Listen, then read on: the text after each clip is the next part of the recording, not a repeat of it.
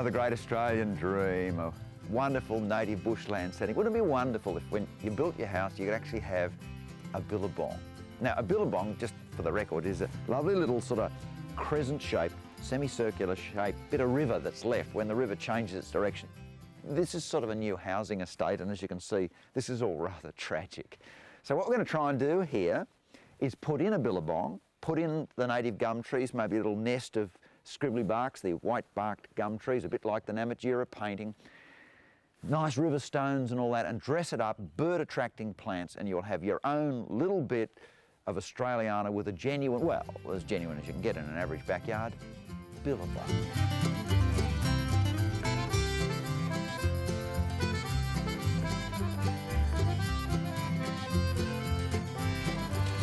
We've cleaned the area up. The billabong is going to go here, and we've got a couple of really U-butte rocks to put in, which are going to go around it. It is worth spending a little bit of extra money getting some big rocks, and we've rented an excavator for the day to pick the rocks up and place them in position. Well, we've got the first boulder in with the excavator, and the thing now is to use some of this line marking paint to mark out roughly from the plan, just looking at it here, roughly where the, isn't it great stuff this, by the way? Marking stuff is great. So that's crudely what we would like to do. We've ordered a liner and allowed for lots of extras at the sides, and yeah, Matt and I are now going to just, this is a bit of a put and look. We don't really know what's going to happen now. It depends on the exact dimensions of the liner as to how well it'll go. These things are unbelievably heavy, by the way, if you've never done one. So looking at this, you notice it's ridiculously big, and that, to be honest, is not big enough. But I think it's pretty good. I think it's going to work out. So what we do now is move this back out of the way, dig our hole, and then we'll put it in and see how we go.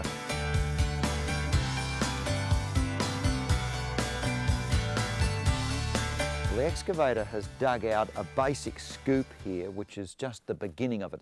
Again, a bit of a look at what we're doing. We've taken a fair amount of soil out of here, digging very carefully because we're near a house and there could always be pipes and services. And we've piled that over there, compacting as we go.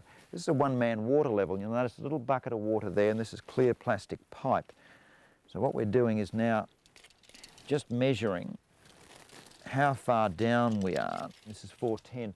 We're going to go just a little bit deeper. The law says you can really only have the pond about 300 millimetres a foot if you think in those dimensions deep, but we've got to put a sand base, then the liner, then rocks on top of that. So we can go down just a little bit more yet.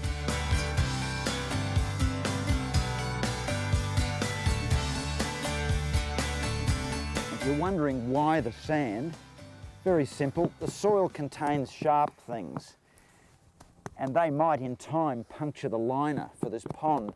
So the sand just gives you a nice, well, something you can sculpt, but the point is no sharp bits.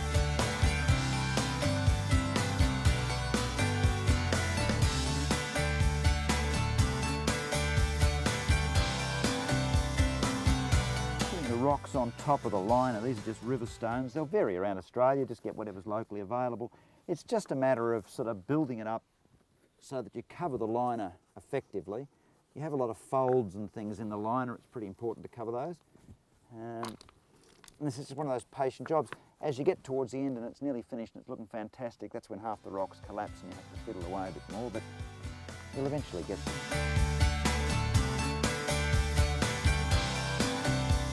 Well, we've got all of our stone in now. We've done our edges, trimmed everything off. You trim the rubber, everything's fine. And we've put a little bit of river sand just to try and get that sort of creek bed look to it, but also where some of the logs that we've chucked in have gone, a little bit of sand around them as if it's that sort of beach where a couple of logs have washed up in a terrible storm years ago. So that's a really nice log jam. Beyond that, there'll be another little pool. It's just the actual run of the thing here, but we've blocked it off so it'll just look a little bit interesting. All of these things leave lovely spots for the frogs to go to and some of the fish. We thought maybe a few native fish in here would be very, very nice. Now what I'm doing, these days you can buy some of the sort of rushes, the things that grow in boggy, swampy areas, and I'm going to tuck them into the river sand just in the sort of spots again where a seed would catch as it comes down the river, and hopefully it'll look quite natural. So maybe about 3 for this first one, Matt. By the way, you might notice just in terms of artistic licence and all the rest of it, we've got grey rocks and we've picked greyish plants. Another little tip, it always always looks good if you've got plants around water, if they lean over the water as if they're about to caress it or something, to create that lovely little haven that animals live in. I think I'm ready for a couple more. I think a couple here amongst the logs. Thank you. Wonderful that you can buy stuff like this now. These just come, have you chopped all the runs up, or is there a run left? You actually buy these in sort of metre strips now. Look at that, isn't that fantastic? You just buy them like that and then chop them up however you want. And since these things are almost weeds, there's no worry about them dying or anything, and you can just chop them around and do despicable things to them. And being rushes, of course, they go beautifully well both in water and around the edges.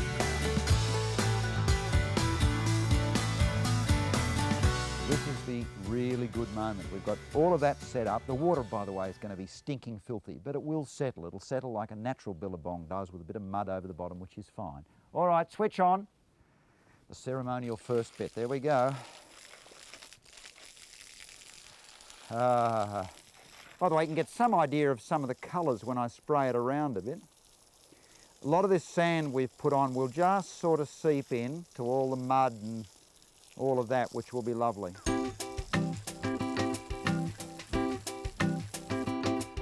Well, we've got a dry placement of most of the plants in.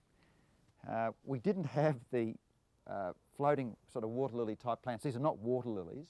The only native water lilies are a little bit cold sensitive. But this is a yellow marsh flower which has sort of water lily like leaves.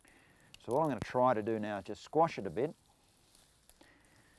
and then set it down in there a bit. Like most water plants, water levels change around them as the river level waxes and wanes. That plant will adapt. By the way, a lot of people, when they put water plants in ponds, put them in their pots. I suppose it stops them spreading, but gee, it makes the pond look ugly. I'd never do it. The other thing we're putting in, since it's a billabong, we're putting in some nardoos. Now, all the school kids will know what nardoos are.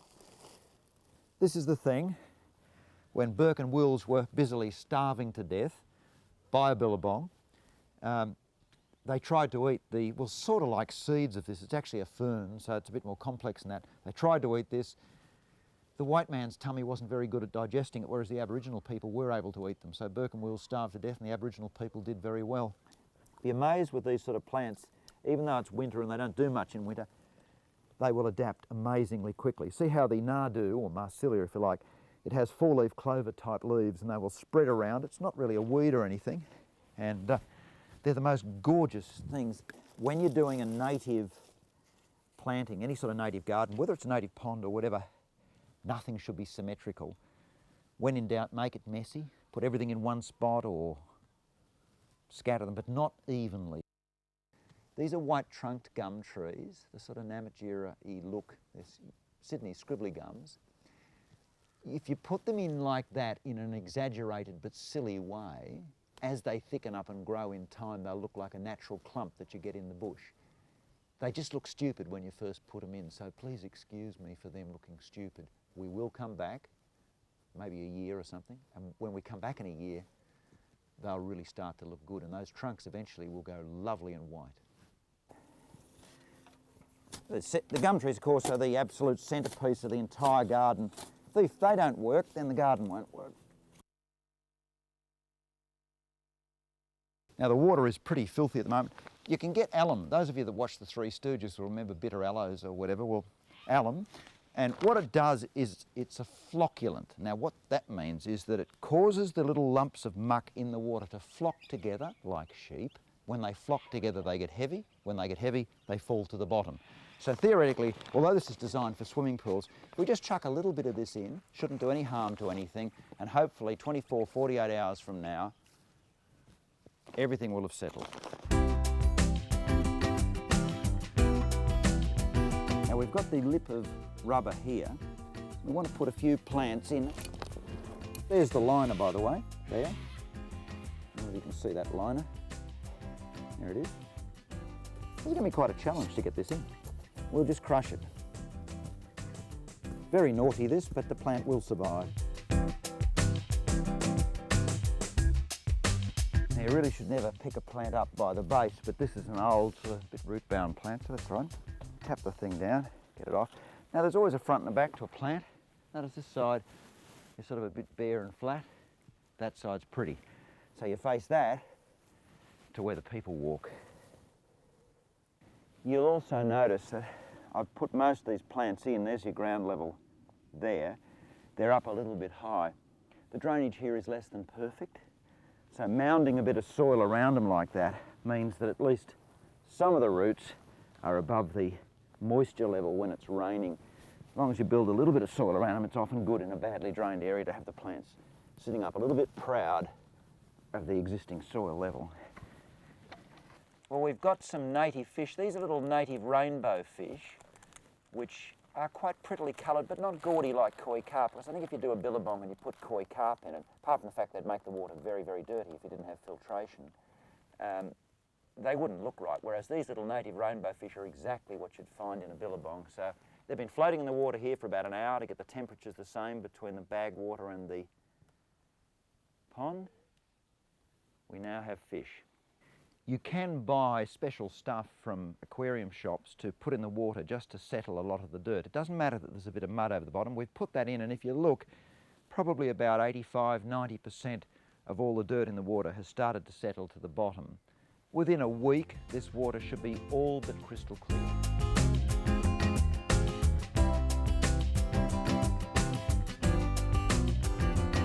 Plants are all in, everything's pretty much settled. I've given them a preliminary water. Now for the easy bit of the job, the mulching. This is just a sort of leaf litter. I'd like it a bit more rotted than this, but it will rot down in time. It's only an aesthetic thing. If it's a bit rotted, it looks more like the bush.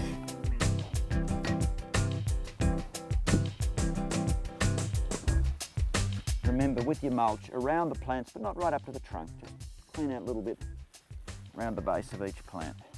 And it's about 75 to 100 millimetres thick, or if you think in the old measurements, 3 to 4 inches.